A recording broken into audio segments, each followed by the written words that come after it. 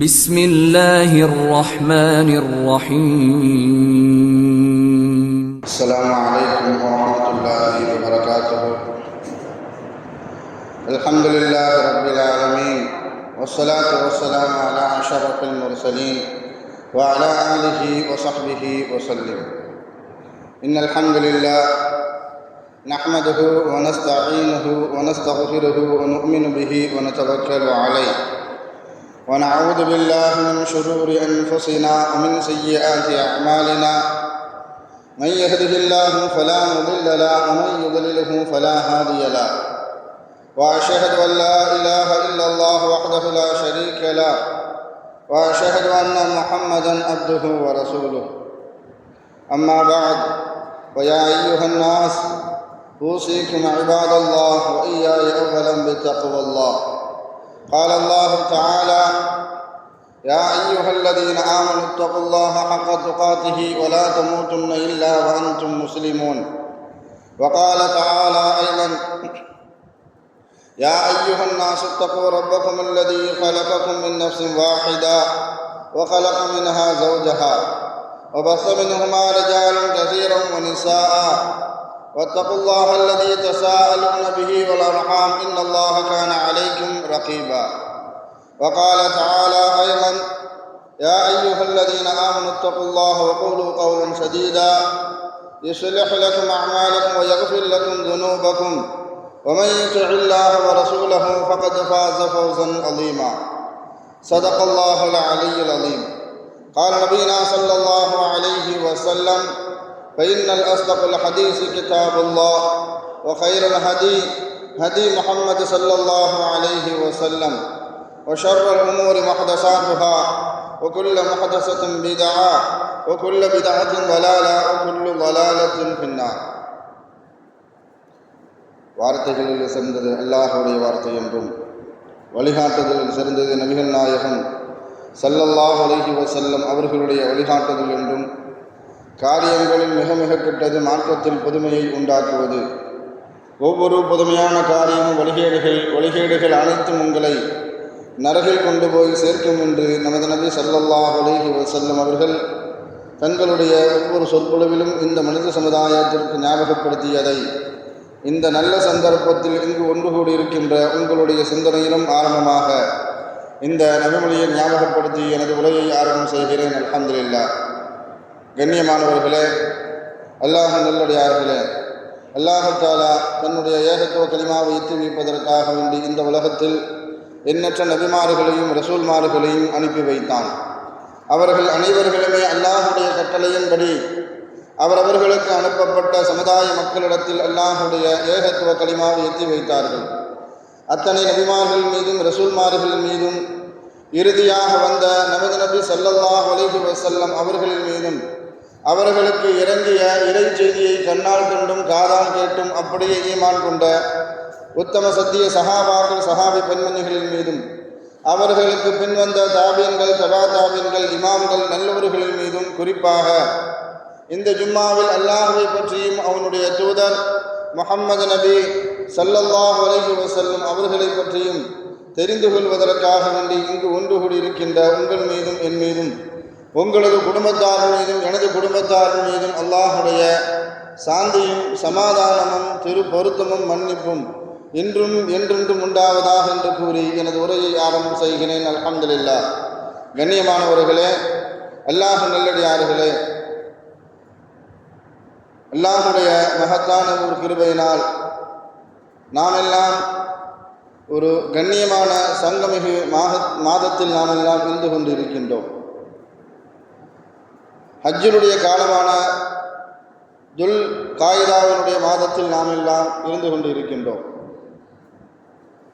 தன்னுடைய ஹஜ்ஜினுடைய கடமையை நிறைவேற்றுவதற்காக வேண்டி உலகம் முழுக்கும் இருக்கக்கூடிய ஹாஜிகள் மக்காவை நோக்கி புறப்பட்டு கொண்டே இருக்கிறார்கள் குழுவாக. அல்லாஹு தஆலா அனைத்து ஹாஜிகளுடைய ஹஜ்ஜுகளையும் ஏற்றுக்கொள்ளப்பட்ட ஹஜ்ஜாக, நன்மைகள் நிறைந்த ஹஜ்ஜாக அல்லாஹு தஆலா ஆக்கி அருள் புரிவானாக. தொடர்ந்து ஹஜ்ஜு செய்யக்கூடிய பாக்கியத்தை அல்லாஹு தஆலா நம் அனைவருக்கும் தந்தருள் புரிவாராக. அந்த பாக்கியத்தை அல்லாஹு தஆலா உலக மக்கள் அனைவருக்கும் தந்தருள் புரிவானாக. ஹைர், அல்ஹம்துலில்லாஹ். கண்ணியமானவர்களே, அல்லாஹ் நல்லடியார்களே, ஹஜ்ஜுக்கு செல்லக்கூடிய ஹாஜிகள் எப்படி நடந்து கொள்ள வேண்டும், எப்படி நடந்து கொள்வார்கள் என்பதை பற்றி இந்த ஜும்மாவின் வாயிலாக நாம் தெரிந்து கொள்ள கடமைப்பட்டிருக்கின்றோம். ஹஜ்ஜுக்கு செல்லக்கூடிய ஹாஜிகள் அங்கு செய்யக்கூடிய சில முக்கியமான கிரைகைகள் என்று எடுத்துக்கொண்டால், அந்த கிரைகைகளில் சில அமல்களை விட்டுவிட்டால் அவர்களுடைய ஹஜ்ஜை கூடாது என்பதாக ஸல்லல்லாஹு அலைஹி வஸல்லம் அவர்களால் எச்சரிக்கப்பட்டு இருக்கிறது. சில அமல்களை குறித்து அதில் முக்கியமான அமல் ஹாஜிகள் அரஃபாவில் தங்கக்கூடிய ஒரு செயல். ஹஜ்ஜுக்கு செல்லக்கூடிய எல்லா ஹாஜிகளும் அரஃபாவில் கண்டிப்பாக ஒரு சிறிது நேரமாவது தங்கியே ஆக வேண்டும். ஸல்லல்லாஹு அலைஹி வஸல்லம் அதை பற்றி சொல்லி காட்டும் பொழுது, அல் ஹஜ்ஜு அலா அரஃபா, ஹஜ்ஜு என்றாலே அரஃபா தான் என்பதாக சொல்லி காட்டுவார்கள். அங்கு செல்லக்கூடிய ஹாஜி யார் அரஃபாவில் தங்கவில்லையோ அவர்களுடைய ஹஜ்ஜை கூடாது என்பதாக ஸல்லல்லாஹு அலைஹி வஸல்லம் அவர்கள் எச்சரித்திருக்கிறார்கள். அந்த அளவுக்கு அந்த அமலுக்கு, அந்த கிரைகைகளுக்கு நபி ஸல்லல்லாஹு அலைஹி வஸல்லம் அவர்கள் முக்கியத்துவம் கொடுத்திருக்கிறார்கள். இன்னும் சொல்ல போனால், உலகத்திலே மஹ்ஷர் மைதானத்தை நினைவுபடுத்தக்கூடிய ஒரு இடம் இருக்கும் என்றால், ஒரு மைதானம் இருக்கும் என்றால் அது அரஃபாவுடைய மைதானம்தான். அங்கு செல்லக்கூடிய ஒவ்வொரு ஆண்டும் செல்லக்கூடிய ஹாஜிகள் ஆன்மீகத்தை முன்னிறுத்தி, வணக்கத்தை முன்னிறுத்தி கிட்டத்தட்ட 30 லட்சத்திற்கும் அதிகமான ஹாஜிகள் அங்கு ஒன்று கூடுகிறார்கள். அங்கு அவர்கள் செய்யக்கூடிய பிரத்யேகமான அமல் என்று எடுத்துக்கொண்டால் ஜிக்ரும், குர்ஆன் திலாவத்தும், துஆவும் தான். அங்கு அவர்கள் கண்ணீரோடு பாவ மன்னிப்பை தேடிக்கொண்டு அழுகையும் கையுமாகத்தான் அங்கு அவர்கள் செய்யக்கூடிய அமலாக இருக்கும். அரஃபாவில் தங்கக்கூடிய ஹாஜிகள் மக்ரிப் வரைக்கும் அங்கு இருப்பார்கள். மக்ரிபுடைய நேரம் வந்துவிட்டால் அங்கிருந்து அவர்கள் மக்ரிபை அரஃபாவில் தொழாமல் முஸ்தலிஃபாவுக்கு சென்று முஸ்தலிஃபாவில் மக்ரிபையும் இஷாவையும் சேர்த்து தொழுவார்கள். ஹஜ்ஜி மனித சமூகத்திற்கு எடுத்துரைக்கக்கூடிய ஒரு பாடம், படிப்பினை என்னவென்று பார்க்கும் பொழுது, முழுக்க முழுக்க அல்லாஹ்வுக்கு அடிபணிவது, முழுமையாக அல்லாஹ்வுக்கு கட்டுப்பட்டு நடப்பது மாத்திரம்தான் ஹஜ்ஜி மனித சமூகத்திற்கு எடுத்துரைக்கக்கூடிய ஒரு பாடம். ஆரம்பத்தில் அல்லாஹு தஆலா முஸ்லிம்களுக்கு தொழுகையை கடமையாக்குகின்ற சமயத்தில் முஸ்லிம்கள் கிபிலாவாக பைத்துல் முகத்தஸ் இருந்தது. கிட்டத்தட்ட 1.5 வருடத்திற்கு மேலாக முஸ்லிம்கள் பைத்துல் முகத்தஸை முன்னோக்கியே தன்னுடைய கடமையான தொழுகைகளை, அனைத்து தொழுகைகளையும் முஸ்லிம்கள் நிறைவேற்றினார்கள். 1.5 ஆண்டுக்கு பிறகு அல்லாஹு தஆலா கிபிலாவை மாற்றி அமைத்தான். நீங்கள் அனைவரும் காபாவை முன்னோக்கி தொழ வேண்டும் என்பதாக அல்லாஹு தஆலா குர்ஆனின் மூலமாக கட்டளை பிறப்பித்தார். இந்த செயலை குறித்து மதீனாவில் இருக்கக்கூடிய முனாஃபிக்கீன்கள் எல்லாம் கேலி செய்தார்கள், பரிகாசம் செய்தார்கள், கிண்டல் செய்தார்கள், விமர்சனம் செய்தார்கள். ஆனால் அவர்களுக்கு அல்லாஹு தஆலா சொன்னா, இங்கு வணக்கம் முக்கியமில்லை, திசைகள் முக்கியமில்லை. குல், நபியே அவர்களிடத்தில் நீங்கள் சொல்லி காட்டுங்கள், குல்லில்லாஹில் மஷ்ரிக் வல் மக்ரிப், அனைத்து திசைகளும் அல்லாஹ்வுக்கு சொந்தமானது. இங்கே நீங்கள் எந்த திசையை பார்த்து தொழ வேண்டும் என்பது அல்லாஹ்வுக்கு முக்கியமில்லை. அல்லாஹ் எந்த திசையை பார்த்து தொழ வேண்டும் என்று சொன்னானோ அதை நோக்கி தொழுவதுதான் அது முக்கியமே தவிர்த்து, அல்லாஹ்வுடைய கட்டளைக்கு முக்கியத்துவம் கொடுக்க வேண்டுமே தவிர்த்து, அல்லாஹ்வுடைய கட்டளைக்கு கட்டுப்பட்டு நடக்க வேண்டுமே தவிர்த்து, மற்றபடி இங்க திசைகள் முக்கியமில்லை என்பதாக அல்லாஹ் தஆலா குர்ஆனின் மூலமாக யாரெல்லாம் பரிகாசம் செய்தார்களோ, யாரெல்லாம் கேலி கிண்டல்கள் செய்தார்களோ அவர்களுக்கு அல்லாஹ் தஆலா எடுத்துரைக்க சொன்னார். அதே மாதிரி தான் அரஃபாவில் தங்கியிருக்கக்கூடிய ஹாஜிகள் எல்லாம் மக்ரிபுடைய நேரம் வரைக்கும் தங்கியிருப்பார்கள். ஆனால் மக்ரிபை அரஃபாவில் தொழக்கூடாது. உலகத்தில் எந்த மூலையில் இருந்தாலும் சரி, தொழுகையினுடைய நேரம், குறிப்பாக மக்ரிபுடைய நேரம் வந்துவிட்டால் அதனுடைய தொழுகையை உடனே அதனுடைய ஆரம்ப வக்திலேயே நிறைவேற்ற வேண்டும். ஆனால் ஹஜ்ஜில் அதற்கு நேர் மாற்றம். மகரிபுடைய நேரம் வரைக்கும் ஹாஜிகள் அரஃபாவில் இருப்பார்கள். ஆனால் மகரிபுடைய நேரம் வந்துவிட்டால் மகரிபுடைய தொழுகையை அரஃபாவில் தொழாமல் முஸ்தலிஃபாவுக்கு சென்று தொழ வேண்டும். அதுதான் அங்கு இடப்பட்டு இருக்கக்கூடிய கட்டளை. முஸ்தலிஃபாவுக்கு வந்து மகரிபையும் இஷாவையும் ஹாஜிகள் தொழுதுவிட்டால் சுபூகுடைய நேரம் வரைக்கும் அங்கு காத்திருக்க வேண்டும். காத்திருந்து விட்டு சுபூகுடைய நேரம் வந்துவிட்டால் உடனே சுபூகுடைய தொழுகையை நிறைவேற்ற வேண்டும். ஆரம்ப வக்திலேயே சுபூடைய தொழுகையை ஹாஜிகள் அங்கு நிறைவேற்றுவார்கள். அதுதான் அவர்களுக்கு இடப்பட்டிருக்கக்கூடிய கட்டளை. அதுதான் சுன்னத்தும் கூட. ஸல்லல்லாஹு அலைஹி வஸல்லம் அவர்கள் சுபூஹுடைய முஸ்தலிஃபாவில் சுபூஹுடைய தொழுகையை எந்த அளவுக்கு விரைவாக நிறைவேற்றினார்கள் என்பது குறித்து இப்னு மஸ்ஊத் ரலியல்லாஹு தஆலா அவர்கள் சொல்லி காட்டுவார்கள். ஸல்லல்லாஹு அலைஹி வஸல்லம் அவர்கள் அன்றைய தினம் முஸ்தலிஃபாவுடைய அன்றைய தினத்தில் சுபூஹுடைய தொழுகையை ஸல்லல்லாஹு அலைஹி வஸல்லம் அவர்கள் எந்த அளவுக்கு விரைவாக நிறைவேற்றினார்கள் என்றால் சுபூஹுடைய நேரம் வருவதற்கு முன்பாகவே ஸல்லல்லாஹு அலைஹி வஸல்லம் அவர்கள் சுபூகை தொழுது விட்டார்களோ என்று நினைக்கும் அளவுக்கு ஸல்லல்லாஹு அலைஹி வஸல்லம் அவர்கள் சுபூஹுடைய தொழுகையை அந்த அளவுக்கு விரைவாக நிறைவேற்றினார்கள். முஸ்தலிஃபாவில் இருந்து கொண்டு மக்ரிபையும் இஷாவையும் தொழுதுவிட்டு சுபூஹுடைய நேரம் வரைக்கும் காத்திருந்து சுபூஹுடைய நேரம் வந்துவிட்டால் உடனே தொழுதுவிட்டு ஸல்லல்லாஹு அலைஹி வஸல்லம் அவர்கள் இந்த அமல்களை எல்லாம் செய்தாலும் கூட அன்றைய தினம், அதாவது 10வது நாள், ஸல்லல்லாஹு அலைஹி வஸல்லம் அவர்கள் தஹஜ்ஜத் தொழுகலை, மக்ரிபை நிறைவேற்றினார்கள், இஷாவை நிறைவேற்றினார்கள். சுபூஹுடைய நேரம் வரைக்கும் காத்திருந்து அன்று இரவு ஸல்லல்லாஹு அலைஹி வஸல்லம் அவர்கள் ஓய்வெடுத்தார்களே தவிர்த்து அவர்கள் தஹஜ்ஜத் தொழுகலை. ஏன் தஹஜ்ஜத் ஸல்லல்லாஹு அலைஹி வஸல்லம் அவர்கள் தொழாமல் விட்டார்கள் என்றால் அங்கு செய்யக்கூடிய எல்லா அமல்களும் உலக முஸ்லிம்களால் கவனிக்கப்படுகிறது. அங்கு எது செய்தாலும் ஸல்லல்லாஹு அலைஹி வஸல்லம் அவர்கள் செய்துவிட்டால் அது முஸ்லிம்கள் அனைவர்கள் மீதும் அதை கட்டாய கடமையாக்கப்பட்டுவிடும். தான் தஹஜ்ஜத்தை தொழுதுவிட்டால் சமூக மக்களுக்கு உம்மத்திற்கு அது சிரமமாக ஆக்கப்பட்டு விடுமோ என்று பயந்து ஸல்லல்லாஹு அலைஹி வஸல்லம் அவர்கள் அன்று 10வது தினம் காலை அன்று ஸல்லல்லாஹு அலைஹி வஸல்லம் அவர்கள் தஹஜ்ஜத்துடைய தொழுகையை தொழாமல் சுபூஹுடைய நேரம் வரைக்கும் காத்திருந்து சுபூகை தொழுதுவிட்டு விரைவாக தொழுதுவிட்டு துவாவில் ஈடுபட்டார்கள். துவா கேட்க ஆரம்பிச்சுட்டாங்க ஸல்லல்லாஹு அலைஹி வஸல்லம் அவர்கள். துவா கேட்டுக்கிட்டு இருக்கும் பொழுது துவா முடித்த பிறகு ஸல்லல்லாஹு அலைஹி வஸல்லம் அவர்கள் சிரித்தார்கள். ஸல்லல்லாஹு அலைஹி வஸல்லம் அவர்களுடைய ஒவ்வொரு செயலும் சஹாபாக்களால் உன்னிப்பாக கூர்மையாக கவனிக்கப்படுகிறது. ஒரு ஹதீஸில் அபூபக்கர் ரலியல்லாஹு காரணம் கேட்டார்கள் என்று வருகிறது. இன்னொரு ஹதீஸில் உமர் ரலியல்லாஹு தஆலா அவர்கள் காரணம் கேட்டார்கள். யா ரசூலல்லாஹ், நீங்க ஏன் சிரிக்கிறீங்க? யா ரசூலல்லாஹ், நீங்க ஏன் சிரிக்கிறீர்கள் என்பதாக 2 சஹாபாக்களும் காரணம் கேட்டதாக ஒவ்வொரு ஹதீஸிலும் வேறு வேறு ரிவாயத்துகள் வருகிறது. ஸல்லல்லாஹு அலைஹி வஸல்லம் அவர்கள் காரணத்தை கூறினார்கள். நான் அரஃபாவில் இருக்கும் பொழுது நான் அல்லாஹ்விடத்தில் துவா கேட்டேன். நீ சொன்னா அரஃபாவுடைய துவா, அன்றைய தினம் கேட்கக்கூடிய துவாவை பற்றி ஸல்லல்லாஹு அலைஹி வஸல்லம் அவர்கள் எந்த அளவுக்கு முக்கியத்துவம் கொடுத்திருக்கிறாங்கன்னு சொன்னா, அரஃபாவுக்கு சென்ற ஒரு ஹாஜி என்னுடைய துவா ஏற்றுக்கொள்ளப்படுமா என்று சந்தேகித்தாலே அது பெரிய பாவம்.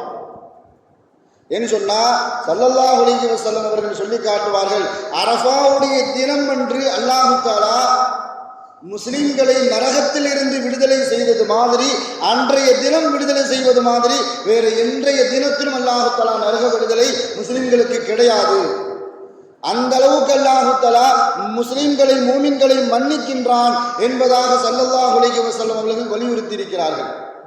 அங்க போய் நின்றுட்டு என்னுடைய துஆ ஏற்றுக்கொள்ளப்படுமா என்று யாருடைய உள்ளத்தினாவதும் சந்தேகம் வந்துவிட்டால் அவர்களுடைய ஹஜ்ஜே சந்தேகத்திற்குரியது என்பதாக மார்க்கம் நமக்கு தெளிவாக தெளிவுபடுத்தும். ஸல்லல்லாஹு அலைஹி வஸல்லம் அவர்கள் அரஃபாவில் வச்சு உம்மத்திற்காக துஆ செய்தார்கள். யா அல்லாஹ், என்னுடைய உம்மத்தில் உள்ள அனைவரையும் நீ மன்னித்து விடு, அனைவருக்கும் பொது மன்னிப்பு கொடு என்பதாக அல்லாஹ்விடத்தில் ஸல்லல்லாஹு அலைஹி வஸல்லம் அவர்கள் துஆ கேட்கிறார்கள். அல்லாஹ் ஸல்லல்லாஹு அலைஹி வஸல்லம் அவர்களுக்கு பதில் கொடுக்கிறான், நான் எல்லாத்தையும் மன்னிக்கிறேன். ஆனால் யாராவது ஒரு மனிதர் பிறர் ஒரு மனிதருக்கு அநீதம் செய்திருந்தால் அந்த அநியாயக்காரனை நான் மன்னிக்க மாட்டேன் என்பதாக ஸல்லல்லாஹு அலைஹி வஸல்லம் அவர்களுக்கு அல்லாஹ் தஆலா பதிலளித்து விட்டான். ஆனால் பதிலளித்தாலும் ஸல்லல்லாஹு அலைஹி வஸல்லம் அவர்கள் அந்த துஆவை விட்டும் கடந்து போகலை. அல்லாஹ்விடத்தில் மறுபடியும் கேட்கிறார்கள், யா அல்லாஹ், அப்படி என்றால் யார் அநீதம் இழைக்கப்பட்டு இருக்கிறார்களோ, யார் அநீதத்திற்கு உள்ளாக்கப்பட்டு இருக்கிறார்களோ அவர்களுக்கு நீ சொர்க்கத்தை கொடு, அநீதம் செய்தவனுக்கு நீ நன்மை மன்னித்து விடு. ரெண்டுமே லாபம் தான். அல்லாஹ்வுடைய மன்னிப்பு கிடைத்து விட்டால் சொர்க்கம் அவர்களுக்கு உறுதியாகிவிடும். அநீதம் இழைக்கப்பட்டவருக்கு சொர்க்கம் கிடைக்கும். ஸல்லல்லாஹு அலைஹி வஸல்லம் அவர்கள் இந்த துஆவை தொடர்ச்சியாக அரஃபாவில் வைத்து கேட்கிறார்கள். அல்லாஹ் தஆலா அந்த துஆவை ஏற்றுக்கல. முஸ்தலிஃபாவில் இந்த துஆவை மறுபடியும் தொடர்ச்சியாக கேட்கிறார்கள். சுபூஹுடைய நேரத்தில் சுபூஹை விரைவாக தொழுதுவிட்டு இந்த துஆவை கேட்கிறாங்க. யா அல்லாஹ், மூமின்கள் அனைவருக்கும் நீ மன்னிப்பை கொடு, யார் அநீதம் செய்தானோ அவனுக்கு நீ மன்னிப்பை கொடு, அநீதத்திற்கு உள்ளாக்கப்பட்டவருக்கு நீ சொர்க்கத்தை கொடு என்பதாக ஸல்லல்லாஹு அலைஹி வஸல்லம் அவர்கள் தொடர்ச்சியாக இந்த துஆவை கேட்கும் பொழுது அல்லாஹ் தஆலா அந்த துஆவை ஏற்றுக்கிட்டான். அல்லாஹ் தஆலா அந்த துஆவை ஏற்றுக்கொண்டான் என்பதாக விளக்கம் கேட்ட அபூபக்கர் ரலியல்லாஹு, உமர் ரலியல்லாஹு இரண்டு பேருக்கும் ஸல்லல்லாஹு அலைஹி வஸல்லம் அவர்கள் விளக்கம் கொடுத்தார்கள். நான் சிரித்ததற்குண்டான காரணம், இந்த துஆவை அல்லாஹ் தஆலா எப்பொழுது ஏற்றுக்கொண்டானோ அப்பொழுது ஷைத்தான் அதை கவனித்து மூமின்கள் அனைவருக்கும் மன்னிப்பு கிடைத்து விட்டது, அநீதக்காரனுக்கும் மன்னிப்பு கிடைத்து விட்டது, அநீதம் இழைக்கப்பட்டவருக்கு சொர்க்கம் கிடைத்து விட்டது என்று நினைத்து கை செய்தத்தால் தன்னுடைய தலையின் மீது மண்ணை மாறிக்கொண்டு அழுது கொண்டே பின்புறம் காட்டு ஓடிக்கொண்டு இருக்கிறான். அதை நினைத்து நான் சிரித்தேன் என்பதாக ஸல்லல்லாஹு அலைஹி வஸல்லம் அவர்கள் சஹாபாக்களுக்கு விளக்கம் அளித்தார்கள். முஸ்தலிஃபாவில் சுபூகை விரைவாக நிறைவேற்றிவிட்டால் வெளிச்சம் கொஞ்சம் வந்தவுடனே அங்கிருந்து ஹாஜிகள் மினாவை நோக்கி புறப்படுவார்கள். என்று சொன்னால் அந்த 10வது நாளை குறித்து அல்லாஹ் குர்ஆனில் சொல்லி காட்டும் பொழுது யோமுல் ஹஜ்ஜுல் அக்பர், அன்றைய தினம் மிகப்பெரிய தினம் என்பதாக அல்லாஹ் தஆலா குர்ஆனின் மூலமாக பறைசாட்டுவான். அன்றைய தினம்தான் ஹாஜிகளுக்கு மிக முக்கியமான நாள். அன்றைய தினம் ஹாஜிகளுக்கு ஹஜ்ஜிகளுடைய கிரிகைகளில் முக்கியமான செயல்பாடுகளை செயல்படுத்தக்கூடிய நாள். அன்றைய தினம்தான் ஹாஜிகள் கல்லெறிவு செல்வார்கள். அன்றைய தினம்தான் ஹாஜிகள் குர்பானி கொடுப்பார்கள். அன்றைய தினத்தில் தான் ஹாஜிகள் மொட்டையடிப்பார்கள். அன்றைய தினத்தில் தான் ஹாஜிகள் தவாஃபு ஜியாரா என்று சொல்லக்கூடிய ஹஜ்ஜுக்குண்டான தவாஃபை அன்றைய தினம்தான் ஹாஜிகள் எல்லாம் நிறைவேற்றுவார்கள். இதன் காரணத்தினாலே அல்லாஹு தஆலா அந்த 10வது தினம் அன்னைக்கு அல்லாஹு தஆலா குர்ஆனில் சொல்லி காட்டுவா, யௌமுல் ஹஜ்ஜுல் அக்பர், அன்றைய தினம் மிகப்பெரிய ஒரு தினம், மிகப்பெரிய ஒரு நாள் என்பதாக குர்ஆனின் மூலமாக அல்லாஹு தஆலா பறைசாற்றுவார். ஸல்லல்லாஹு அலைஹி வஸல்லம் அவர்கள் அந்த முஸ்தலிஃபாவில் இருந்து கிளம்பக்கூடிய நேரத்தில் முஸ்தலிஃபாவிலே 7 கற்களை எடுத்துக்கொண்டு மினாவை நோக்கி புறப்பட்டார்கள். மினாவை நோக்கி 10வது நாள் கிட்டத்தட்ட லுகாவுடைய நேரத்திலேயே ஷைத்தானுக்கு கல்லெறிந்து விட்டார்கள். அந்த 10வது நாள் மாத்திரம்தான் ஹாஜிகள் லுகாவுடைய நேரத்தில் போய் கல்லெறிய வேண்டும். மற்ற 11, 12 அந்த நாட்களில் ஹாஜிகள் கல்லெறியக்கூடிய நேரம் மாற்றி அமைக்கப்பட்டிருக்கிறது. ஹாஜிகள் கல்லெறியும் பொழுது என்ன சொல்ல வேண்டும் என்பதை குறித்தும் ஸல்லல்லாஹு அலைஹி வஸல்லம் அவர்கள் ஹாஜிகளுக்கு, உலக மூமின்களுக்கு, முஸ்லிம்களுக்கு ஸல்லல்லாஹு அலைஹி வஸல்லம் அவர்கள் கற்றுத் தருவார்கள்.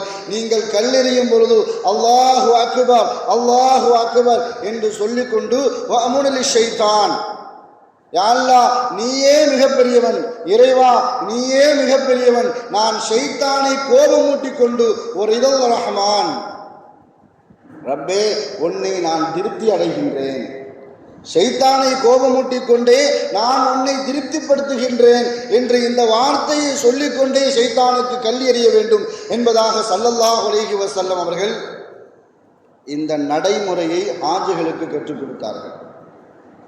அதே மாதிரி ஹாஜிகள் செய்யக்கூடிய ஒவ்வொரு செயல்பாடுகளும் ஒரு தடவை தான் செய்யணும். தவாஃபு ஜியாராவாக இருந்தாலும் சரி, ஹாஜிகள் அந்த ஹஜ்ஜுக்காக வேண்டி செய்யக்கூடிய தவாஃபு ஒரு தடவை தான் செய்வார்கள். அதே மாதிரி சை என்று சொல்லக்கூடிய அந்த தொங்கோட்டத்தை ஸல்லல்லாஹு அலைஹி வஸல்லம் அவர்களும் சரி, ஹாஜிகளும் சரி ஒரு தடவை தான் செய்தார்கள். அதே மாதிரி அரஃபாவில் தங்கிறது கொஞ்ச நேரமாக இருந்தாலும் ஒரு தடவை தான் செய்ய வேண்டும். முஸ்தலிஃபாவில் தங்கக்கூடிய நேரம் சிறிது நேரமாக இருந்தாலும் சரி கொஞ்ச நேரம் தான் தங்கணும். ஆனால் கல் எறிவதை மாத்திரம் ஸல்லல்லாஹு அலைஹி வஸல்லம் அவர்கள் 10வது நாள், 11வது நாள், 13வது நாள் கிட்டத்தட்ட 13வது நாள் விருப்பப்பட்டவர்கள் இருந்து கொள்ளலாம். ஆனால் இந்த 3, 10, 11, 12 இந்த 3 நாட்களிலேயுமே ஷைத்தானுக்கு கல் எறிவதை மார்க்கம் ஹஜ்ஜின் மூலமாக கடமையாக்கப்பட்டிருக்கிறது என்று பார்க்கும் பொழுது ஷைத்தான் மூமின்களுக்கும் சரி உலக முஸ்லிம்களுக்கும் சரி நிரந்தர எதிரி என்பதை சுற்றி காட்டுவதற்காக வேண்டிய அந்த விஷயத்தை அல்லாஹு தஆலா ஹாஜிகளுக்கு 3 முறை செய்வதற்காக வேண்டி கடமையாக்கினார். ஸல்லல்லாஹு அலைஹி வஸல்லம் அவர்கள் ஷைத்தானுக்கு கல் எறிந்த பிறகு மொட்டையடித்தார்கள். இந்த மொட்டையடிக்கும் பொழுது வலது பக்கத்தினுடைய முடிய ஸல்லல்லாஹு அலைஹி வஸல்லம் அவர்கள் தன்னுடைய தோழர்களில் ஒருவராக இருந்த அபூ தல்ஹா ரலியல்லாஹு தஆலா அவர்களுக்கு வலது பக்கத்தினுடைய முடியை அவர்களுக்கு எடுத்து கொடுத்தார்கள். இடது பக்கத்தினுடைய முடிய மற்ற எல்லா சஹாபாக்களுக்கும் கொடுக்க சொல்லி ஸல்லல்லாஹு அலைஹி வஸல்லம் அவர்கள் கட்டளையிட்டார்கள். அதில் ஒரு முடிதான் காலித் இப்னு வலீத் ரலியல்லாஹு அவர்களிடத்தில் இருந்தது. எந்த அளவுக்கு காலித் ரலியல்லாஹு அந்த முடிக்கு முக்கியத்துவம் கொடுத்தார்கள் என்று பார்க்கும் பொழுது அந்த முடியை எப்பொழுதுமே தன்னுடைய தலப்பால வச்சுக்கிட்டே இருப்பாங்க. காலித் இப்னு வலீத் ரலியல்லாஹு எந்த போருக்கு சென்றாலும் சரி அந்த முடியை தன்னுடைய தலப்பால வச்சுட்டு தான் போருக்கே போவார்கள். ஒரு போரில் அவர்களுடைய தலப்பா என்ன செஞ்சிருச்சு, கலந்து விழுந்துருச்சு. போர் மும்முரமாக நடந்துக்கிட்டு இருக்குது. அந்த நேரத்தில் காலித் இப்னு வலீத் ரலியல்லாஹு தலப்பாவை இறங்கி தேடிக்கிட்டு இருக்கிறாங்க. மக்கள் எல்லாம் அவர்களை தூக்கிறார்கள். என்னுடைய தலப்பா என்பதாக சொல்லி காலித் இப்னு வலீத் ரலியல்லாஹு அந்த தலப்பாவை தேடிக்கிட்டு இருக்கிறாங்க. காரணம் கேட்டும் பொழுது என்னுடைய தலப்பா முக்கியம் இல்லை, அந்த தலப்பால இருந்த பரக்கத்தான ஸல்லல்லாஹு அலைஹி வஸல்லம் அவர்களுடைய தலைமுடி அதில் இருந்தது. அதன் காரணத்தினால தான் அந்த தலப்பாவை நான் முக்கியத்துவம் கொடுத்து தேடினேன் என்பதாக காலித் ரலியல்லாஹு சஹாபாக்களுக்கு எல்லாம் தன்னுடைய தோழர்களுக்கு விளக்கம் கொடுத்தார்கள். ஸல்லல்லாஹு அலைஹி வஸல்லம் அவர்கள் மொட்டடித்த பிறகு குர்பானி கொடுத்தார்கள். கிட்டத்தட்ட 100 ஒட்டகைகளை ஸல்லல்லாஹு அலைஹி வஸல்லம் அவர்கள் குர்பானி கொடுத்தாங்க. 63 ஒட்டகங்களை ஸல்லல்லாஹு அலைஹி வஸல்லம் அவர்கள் தன்னுடைய கரத்தாலேயே அறுத்தார்கள். அறுக்கக்கூடிய சமயத்தில் 63வது ஒட்டகத்தை அறுக்கும் பொழுது அவர்களுக்கு சோர்வு ஏற்பட்டது. இதை பற்றி இமாம்கள் எல்லாம் சொல்லி காட்டும் பொழுது விளக்கம் சொல்வார்கள். 63 ஆண்டு காலம் ஸல்லல்லாஹு அலைஹி வஸல்லம் அவர்கள் இந்த உலகத்தில் ஜீவித்து இருப்பதை, உயிரோடு இருப்பதை அதை காட்டுகிறது. ஸல்லல்லாஹு அலைஹி வஸல்லம் அவர்கள் 63வது வயதில் இறையழைப்பை எடுத்து வஃபாத்தானார்கள். அதைத்தான் அது சுட்டி காட்டுகிறது. மீதம் இருக்கக்கூடிய 37 ஒட்டகங்களையும் அலி ரலியல்லாஹு தஆலா அவர்கள் அறுத்தார்கள். ஸல்லல்லாஹு அலைஹி வஸல்லம் அவர்கள் முதல்ல ஹஜ்ஜுக்காக வேண்டி வரும் பொழுது ஒவ்வொரு இடத்தை பற்றியும் சஹாபாக்களுக்கு நினைவுபடுத்தி கொண்டே வந்தார்கள். ஒரு இடத்துக்கு வந்தவுடனே இது எந்த இடம் அப்படின்னு சஹாபாக்கள்கிட்ட கேட்குறாங்க. அது ஒரு பள்ளத்தாக்கு. இந்த பள்ளத்தாக்கை அடைந்த உடனே ஸல்லல்லாஹு அலைஹி வஸல்லம் அவர்கள் சஹாபாக்கள்கிட்ட கேட்குறாங்க, இது எந்த இடம் அப்படின்னு கேட்கும் பொழுது சஹாபாக்கள் ஸல்லல்லாஹு அலைஹி வஸல்லம் அவர்களுக்கு பதில் கூறுகிறார்கள், இதுதான் வாதில் அஸ்ரக் என்று சொல்லக்கூடிய பள்ளத்தாக்கு. அப்படி என்றால் இந்த இடத்துல இருந்துதான் மூசா அலைஹிஸ்ஸலாம் அவர்கள் ஹஜ்ஜுக்காக வேண்டிய இஹ்ராம் கட்டிவிட்டு தல்பியா சொல்லிக்கொண்டே சென்ற இடம். இந்த இடத்திலிருந்து தான் மூசா அலைஹிஸ்ஸலாம் அவர்கள் சென்றார்கள். அவர்கள் தல்பியா சொல்வதை போன்றே இன்றைய தினமும் நான் பார்த்து கொண்டு இருக்கிறேன் என்பதாக ஸல்லல்லாஹு அலைஹி வஸல்லம் அவர்கள் சஹாபாக்களுக்கு விளக்கம் அளித்தார்கள். இந்த வாதில் அஸ்ரக்கை கடந்து இன்னொரு பகுதிக்கு வந்தார்கள் ஸல்லல்லாஹு அலைஹி வஸல்லம் அவர்கள் சஹாபாக்களோடு. அந்த இடத்தை அடைந்த உடனே அது எந்த இடம் அப்படின்னு சஹாபாக்கள் இடத்துல ஸல்லல்லாஹு அலைஹி வஸல்லம் அவர்கள் கேட்கிறார்கள். சஹாபாக்கள் சொல்றாங்க, இதுதான் வாதில் ஹர்ஷா என்று சொல்லக்கூடிய இடம். இதுதான் வாதில் ஹர்ஷாவா? அப்படி என்றால் இந்த இடத்தில் இருந்துதான் யூனுஸ் அலைஹிஸ்ஸலாம் அவர்கள் சிவப்பு நிற ஆடை அணிந்து கொண்டு, சிவப்பு நிற மேலங்கியை அணிந்து கொண்டு ஒட்டகத்தில் இருந்தவாறே தல்பியா சொல்லிக்கொண்டே சென்றார்கள். அவர்களுடைய தல்பியா எப்படிப்பட்ட வார்த்தையாக இருந்தது என்றால், துன்பங்களை தீர்க்கக்கூடிய இறைவனே இதோ வந்துவிட்டேன், லப்பைக் அல்லாஹும்ம லப்பைக், துன்பங்களை தீர்க்கக்கூடிய இறைவனே இதோ நான் வந்துவிட்டேன் என்பதாக சொல்லிக்கொண்டே யூனுஸ் அலைஹிஸ்ஸலாம் அவர்கள் சென்ற இடம் தான் வாதில் ஹர்ஷா என்று சொல்லக்கூடிய இடம் என்பதாக சஹாபாக்களுக்கு ஸல்லல்லாஹு அலைஹி வஸல்லம் அவர்கள் விளக்கம் அளித்தார்கள். இன்னொரு இடத்துக்கு போறாங்க, அதுதான் ஃபஜ்ஜுல் ஃபர்ஹா என்று சொல்லக்கூடிய ஒரு இடம். ஃபஜ்ஜுர் ரௌஹா என்று சொல்லக்கூடிய இடத்தை அடைந்த உடனே இதுதான் ஈசா அலைஹிஸ்ஸலாம் அவர்கள் இங்கு இருந்துதான் ஹஜ்ஜுக்காக வேண்டி செல்வார்கள் என்பதாக ஸல்லல்லாஹு அலைஹி வஸல்லம் அவர்கள் சொல்லி காட்டினார்கள். நபிமார்களுடைய சுன்னத்துகள் என்று 3 சுன்னத்துகள் இருக்கிறது. அந்த சுன்னத்தில் உலகத்திற்கு வந்த எல்லா நபிமார்களும் ஹஜ் செய்திருக்கிறார்கள். உலகத்திற்கு வந்த எல்லா நபிமார்களும் திருமணம் முடித்திருக்கிறார்கள். உலகத்திற்கு வந்த எல்லா நபிமார்களும் ஆடு மேய்த்திருக்கிறார்கள். ஈசா அலைஹிஸ்ஸலாம் அவர்களுடைய ஹஜ்ஜு இனிமேதான் நிறைவேற்றப்படும். அதுதான் ஃபஜ்ருர் ரௌஹா என்று சொல்லக்கூடிய அந்த இடத்திலிருந்து தான் ஈசா அலைஹிஸ்ஸலாம் அவர்கள் தன்னுடைய ஹஜ்ஜை நிறைவேற்றுவதற்காக வேண்டி அந்த இடத்தில் இருந்து தான் கல்வியா சொல்லிக்கொண்டே ஹஜ்ஜை நிறைவேற்றுவதற்காக வேண்டி செல்வார்கள் என்பதாக ஸல்லல்லாஹு அலைஹி வஸல்லம் அவர்கள் சஹாபாக்களுக்கு விளக்கமளித்தார்கள்.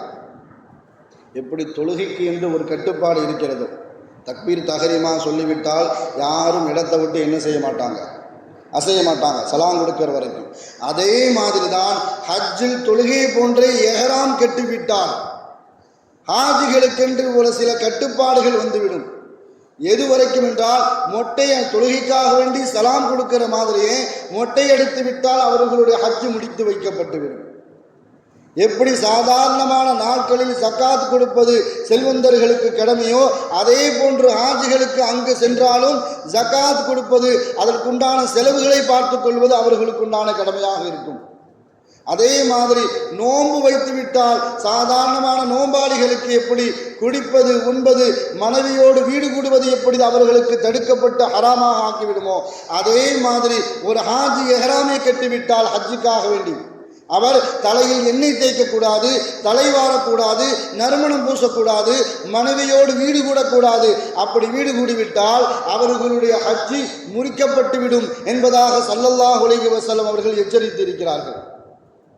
ஹாஜிகளுக்கு ஸல்லல்லாஹு அலைஹி வஸல்லம் அவர்கள் எந்த அளவுக்கு துஆ செய்தார்கள் என்றால், இறைவா ஹாஜிகளை நீ மன்னித்து விடு, அல்லாஹும்ம ஃபிர் லில் ஹாஜ், யா அல்லாஹ் இறைவா நீ ஹாஜிகளை மன்னித்து விடு. ஒலிமன் இஸ்தக்ஃபர லஹு, ஹாஜி யாருக்கெல்லாம் மன்னிப்பு தேடுகிறாரோ அங்கு செல்லக்கூடியவர்களிடத்தில் நாம் செய்வோம், எங்களுக்காண்டி துவா செய்யுங்க, இந்த நாட்டுக்காக வேண்டி துவா செய்யுங்க, இந்த நாட்டினுடைய சூழலுக்காக வேண்டி துவா செய்யுங்க, என்னுடைய மகளுக்காக வேண்டி துவா செய்யுங்க, என் மகன் திருமணத்துக்காக வேண்டி துவா செய்யுங்க. இப்படி ஹாஜி யாருக்காக வேண்டியெல்லாம் துவா செய்வாரோ, எதற்காக வேண்டியெல்லாம் துவா செய்வாரோ, யா அல்லாஹ் அவர் கேட்கக்கூடிய விஷயங்களை எல்லாம் அவரை ஏற்றுக்கொள்ளவை, அவரையும் மன்னித்து விடு. அவர் யாருக்காக வேண்டியெல்லாம் மன்னிப்பு கேட்பாரோ அவரையும் மன்னித்து விடு. ஹாஜி எந்த காலகட்டத்திலும் ஏழை ஆக மாட்டான் என்பதாக ஸல்லல்லாஹு அலைஹி வஸல்லம் அவர்கள் சொல்லி காட்டுவார்கள். நம்ம சமூகத்தில் நிறைந்த செல்வந்தர்கள் தனவந்தர்கள் எல்லாம் நிறைய இருக்கின்றோம். ஆனால் ஹஜ்ஜினுடைய விஷயத்தில், ஹஜ்ஜி செய்யக்கூடிய விஷயத்தில் ரொம்ப கவனக்குறைவாக இருக்கிறோம். அதுதான் இந்த சமூகத்தினுடைய மிகப்பெரிய கவலைக்குரிய விஷயம். ஸல்லல்லாஹு அலைஹி வஸல்லம் அவர்கள் சொல்லி காட்டும் பொழுது, ஒருவர் ஹஜ்ஜி செய்தால் உம்ரா செய்தால் அவர்களுடைய பொருளாதார நெருக்கடி அவரை விட்டு நீக்கப்படும், வறுமை அவருக்கு வராது, அவர்களுடைய பாவங்கள் எல்லாம் மன்னிக்கப்படும். அது மாதிரி ஸல்லல்லாஹு அலைஹி வஸல்லம் அவர்கள் சொல்லி காட்டுவார்கள், தொடர்ச்சியாக ஒருவர் ஹஜ்ஜி செய்தாலோ உம்ரா செய்தாலோ அவருக்கு கெட்ட மரணம் வராது என்பதாக ஸல்லல்லாஹு அலைஹி வஸல்லம் அவர்கள் சொல்லி இருக்கிறார்கள். நம்மளுடைய பலகீனம் என்னன்னு சொன்னால், ஹஜ்ஜினுடைய விஷயத்தில் ரொம்ப பலகீனமாக இருக்கும். நம்மளாலாம் ஹஜ்ஜி செய்ய முடியுமா, அல்லாஹ் எனக்கு செல்வத்தை தரலையே, எனக்கு பணத்தை தரலையே. ஆனால் அல்லாஹ் குர்ஆனில் சொல்லி காட்டும் பொழுது எப்படின்னு சொன்னால், ஹஜ்ஜி என்றாலே நீ நாடு என்பது தான் அர்த்தம். முதல்ல நீயத்து வை, ஹஜ்ஜி செய்ய வேண்டும் என்று உன்னுடைய உள்ளத்தில் இஹ்லாஸான உள்ள தூய்மையான உன்னுடைய மனசில் எண்ணம் வந்துவிட்டால் அல்லாஹ் குர்ஆனில் சொல்லி காட்டுவான், வஅதில் ஃபின்னாஸ பில் ஹஜ். இப்ராஹிம் அலைஹிஸ்ஸலாத்தில் சொல்லும் பொழுது ஹஜ்ஜுக்காக வேண்டி நீங்கள் அழைப்பு கொடுங்கள். இப்ராஹிம் அலைஹிஸ்ஸலாம் திருப்பி கேட்குறாங்க, யாருமே இல்லையே, நான் யாருக்கு போய் அழைப்பு கொடுக்க, மனித சஞ்சாலமே இல்லையே, நான் யாருக்கு போய் அழைப்பு கொடுக்க முடியும், நீங்கள் அழைப்பு கொடுங்கள், அவர்களை கொண்டு வரக்கூடிய வேலை என்னுடையது, என்னுடைய பொறுப்பு என்பதாக அல்லாஹ் சொல்லிவிட்டு, வஅதில் ஃபின்னாஸ பில் ஹஜ், நீங்கள் ஹஜ்ஜுக்காக வேண்டி மக்களை அழைப்பு கொடுங்கள். யஅதூன ரிஜாலா, நடந்தவர்களாக வருவார்கள். மக்கள் ஹஜ்ஜின் பக்கம் எப்படி வருவார்கள் சொன்னால், யஅதூக ரிஜாலும், அவர்கள் நடந்து வருவார்கள், வாகனத்தில் வருவார்கள், தவழ்ந்தாவது ஹஜ்ஜுக்கு வருவார்கள். நம்மளுடைய நோக்கம் என்னன்னு சொன்னால், எங்கிட்ட செல்வம் இல்லை, எங்கிட்ட பணம் இல்லை, ஹஜ்ஜு செய்ய வேண்டும் என்று நாம் நீயத்து வைத்து விட்டால், உறுதியான உள்ள தூய்மையோடு நாம் எண்ணத்தை கொண்டு விட்டால், அங்கு சேர்க்கக்கூடிய பொறுப்பு அல்லாஹ்வுடைய. எப்படியாவது அங்கே கொண்டு சேர்த்துருவான். ஆனால் அல்லாஹ் சொல்றது முதல்ல நீ நியத்து வை. உங்கள்கிட்ட பணம் இருக்குது, பணம் இல்லை, அது ஒரு பிரச்சனையே கிடையாது. உங்களுடைய நியத்து ஒழுங்காக இருந்தால் அங்கு கொண்டு சேர்க்கக்கூடிய பொறுப்பு.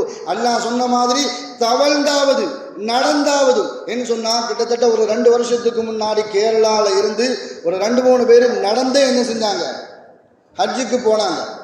இந்த விஷயத்தை கேள்விப்பட்டு சவுதி அரசாங்கம் அவர் ஹஜ்ஜினுடைய எல்லைக்குள்ள ஹரமுக்குள்ள வந்த உடனே அவர்களை வரவேற்பதற்காக வேண்டியே அவர்களை பைத்து ஓதி என்ன செஞ்சாங்க, ஹஜ்ஜினுடைய சவுதி அரசாங்கம் அவர்களை பைத்து ஓதி சவுதிக்குள்ள அனுமதித்தார்கள். அந்த அளவுக்கு மக்கள் ஹஜ்ஜின் மீது, ஹஜ்ஜி செய்வதனுடைய அமலின் மீது ஆசை கொண்டதின் காரணத்தினால் நடந்தாவது ஹஜ்ஜிக்கு போக வேண்டும் என்று நியத்து வைத்து விட்டார். அதனால் நடந்து தான் போகணும்னு அவசியம் இல்லை. முதல்ல உறுதியான எண்ணம் வர வேண்டும். அங்கு சேர்க்கக்கூடிய பொறுப்பு அல்லாஹுடைய பொறுப்பு. ஸல்லல்லாஹு அலைஹி வஸல்லம் அவர்கள் மக்காவை பற்றி எப்படி சிறப்புகளையும் அதனுடைய முக்கியத்துவத்தையும் பற்றி சொன்னார்களோ, அதே மாதிரி ஸல்லல்லாஹு அலைஹி வஸல்லம் அவர்கள் வாழ்ந்து மரணித்த மதீனாவை பற்றியும் அதிகமான சிறப்புகளை பற்றி சொல்லி இருக்கிறார்கள். குறிப்பாக சொல்வதாக இருந்தால், என்னுடைய வீட்டிற்கும் என்னுடைய மெம்பருக்கும் மத்தியில் உள்ள இடம் சொர்க்கத்திற்கு சொந்தமான இடம் சொன்னாங்க. மக்காவிலேயாவது ஹஜ்ருல் அஸ்வத் என்ற சொர்க்கத்து கல் மட்டும்தான் இருக்குது. மதீனாவில் என்னுடைய வீட்டிற்கும் மெம்பருக்கும் மத்தியில் உள்ள இடம் சொர்க்கத்திற்குரிய இடம், அதே சொர்க்கம்தான் என்பதாக ஸல்லல்லாஹு அலைஹி வஸல்லம் அவர்கள் சொல்லி காட்டினார்கள். மதீனாவுடைய பேரிச்சம்பளம் அஜுவா, அது சொர்க்கத்தினுடைய பேரிச்சம்பளம் மாத்திரமல்ல, அது விஷமுறிவுக்கு மருந்தாகவும் பயன்படும் என்பதாக சொல்லி காட்டினார்கள். மதீனாவில் இருக்கக்கூடிய உஹது மலை சொர்க்கத்தினுடைய அஸ்திவாரத்தை கொண்டு அது நிலைநிறுத்தப்பட்டு இருக்கிறது என்பதாக ஸல்லல்லாஹு அலைஹி வஸல்லம் அவர்கள் சொர்க்கத்தினுடைய இடங்கள் எங்கெல்லாம் இருக்கிறதோ, சொர்க்கத்தினுடைய பொருட்கள் எங்கெல்லாம் இருக்கிறதோ மதீனாவில், அதையெல்லாம் ஸல்லல்லாஹு அலைஹி வஸல்லம் அவர்கள் சமுதாய மக்களுக்கு, முஸ்லிம்களுக்கு நினைவுபடுத்தினார்கள். மாத்திரமல்ல, மதீனாவுக்கு செல்லக்கூடியவர்கள் அங்கு காய்ச்சல் வந்தாலோ, வேற ஏதாவது நோய் வந்தாலோ, வேற ஏதாவது கஷ்டம் வந்தாலோ, அந்த கஷ்டத்தை, அந்த நோயை அவர்கள் பொறுத்து கொண்டால், நான் உம்ராவுக்கு போயிட்டு வரவங்க மக்கால இருக்கிற வரைக்கும் சரியா இருப்பாங்க. மதீனாவில் போய் கொண்ட கொஞ்சம் சில பேருக்கு என்ன செய்யும், அதனுடைய சீதோசனைகளை ஒத்துக்கலைன்னு சொன்னால் தண்ணி மாற்றத்தின் காரணமாக சில பேருக்கு தொண்டை பிடிக்கும், சில பேருக்கு வேற மாதிரி நோய் வரும், சில பேருக்கு காய்ச்சலே வரும். அதனால தான் ஸல்லல்லாஹு அலைஹி வஸல்லம் அவர்கள் முன்னாடியே சுப செய்தியாக சொன்னார்கள், அங்கு சென்று வேற ஏதாவது சிரமம் ஏற்பட்டால் அதை அவர்கள் பொறுத்து கொண்டால், உம்ராவுக்காக வேண்டியோ ஹஜ்ஜுக்காக வேண்டியோ சென்றவர்கள் அதை பொறுத்து கொண்டால் அவர்களுக்கு கியாமத்தில் நான் சாட்சி கூறுவேன், நான் பரிந்துரை செய்வேன். சாட்சி கூறுறது வேற, பரிந்துரை செய்வது வேற, சிபாரிசு செய்கிறது வேற, இங்க வந்தாருன்னு சொல்லி சாட்சி கூறுவது வேற. 2 விஷயத்தையுமே ஸல்லல்லாஹு அலைஹி வஸல்லம் அவர்கள் சொல்லி காட்டினார்கள். அங்கு ஏற்படக்கூடிய சிரமங்களை பொறுத்து கொண்டால் அவர்களுக்கு நான் சாட்சியாளனாகவும் மாறுவேன், நான் பரிந்துரை செய்யக்கூடியவனாகவும் மாறுவேன் என்பதாக ஆஜிகளுக்கும் உம்ரா செய்யக்கூடியவர்களுக்கும் மதீனா செல்லக்கூடியவர்களுக்கு இப்படிப்பட்ட சுப செய்திகளை ஸல்லல்லாஹு அலைஹி வஸல்லம் அவர்கள் சொல்லி இருக்கிறார்கள். அப்படிப்பட்ட இடங்களை பார்த்து அங்கு சென்று சஜதா செய்யக்கூடிய நல்ல வாய்ப்பை அல்லாஹ் தஆலா எனக்கும் உங்களுக்கும், உங்களுடைய குடும்பத்தார்களுக்கும் எனக்கு குடும்பத்தார்களுக்கும் மீண்டும் மீண்டும் அது போன்ற இடங்களுக்கு செல்லக்கூடிய நல்ல வாய்ப்பை அல்லாஹ் தஆலா தந்தருள் புரிவானாக. வாழும் காலமெல்லாம் மருத்துவமனை கஷ்டங்கள், அதன் செலவுகள், சிரமங்கள் அனைத்தையும் விட்டும் அல்லாஹ் தஆலா நம்மை பரிபூர்ணமாக பாதுகாப்பானாக. வாழும் காலமெல்லாம் நோய் நொடிகள் இல்லாமல் உடல் ஆரோக்கியத்தோடு மன நிறைவோடு இன்பத்தோடு அல்லாஹுவை நின்று வணங்கி வழிபட்டும் வாழும் நசீபை எல்லாம் அல்லாஹ் உங்களுக்கும் எனக்கும், நம்மை ஈண்டெடுத்த தாய் தந்தையர்களுக்கும், நம் மனைவி மக்கள், உற்றார் உறவினர் யாவருக்கும் கொடுத்து அருள் புரிவானாக என்று கூறி எனது வார்த்தையை நிவர்த்தி செய்கிறேன். வஆகிரு தாவானா அனில் ஹம்துலில்லாஹி ரப்பில் ஆலமீன். அஸ்ஸலாமு அலைக்கும் வரஹ்மத்துல்லாஹி வபரகாத்துஹு.